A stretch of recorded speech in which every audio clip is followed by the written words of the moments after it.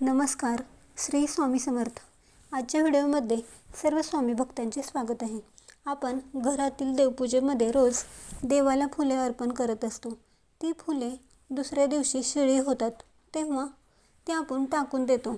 पण देवासमोर शिळी फुले नेमकी कुठे आणि कशी टाकावीत हे आपल्याला अनेकदा समजत नाही. ती फुले आपण चुकीच्या पद्धतीने विसर्जन करतो, तेव्हा घरातील सकारात्मक ऊर्जा कमी होते.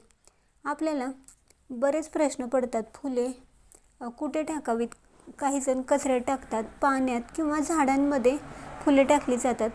शिळ्या फुलांचं धार्मिकदृष्ट्या व्यवस्थापन कसं करावं याची संपूर्ण माहिती आपण या व्हिडिओमध्ये बघणार आहोत. त्यामुळे हा व्हिडिओ तुम्ही शेवटपर्यंत बघा. देवाला अर्पण केलेली फुले 24 तासांपेक्षा जास्त वेळ ठेवू नयेत. पूजा संपल्यानंतर फुले काढणे शुभ मानले जाते. त्यामध्ये मोगरा, जाई, चाफा अशी फुले लगेच दुसऱ्या दिवशी बदलावीत, कारण ती लगेच कोमेजून जातात. निसर्गातून आणलेली फुले पुन्हा निसर्गातच अर्पण करावीत. म्हणजेच तुळस किंवा फुलझाडे कोणत्याही झाडाखाली तुम्ही देवासमोरून काढलेली शिळी फुले ठेवावीत, कारण शिळ्या फुलाचं लगेच जैविक खत तयार होतं. असे केल्यास सकारात्मक ऊर्जा वाढते आणि ही पर्यावरणपूरक पद्धत आहे. परंपरेनुसार फुले पाण्यात विसर्जन केली जातात, पण फुले पाण्यात विसर्जन करत असाल तर पाण्यात नैसर्गिक फुले टाका. पॉलिथिन तसेच प्लॅस्टिकची फुले, माळा पाण्यात टाकू नका.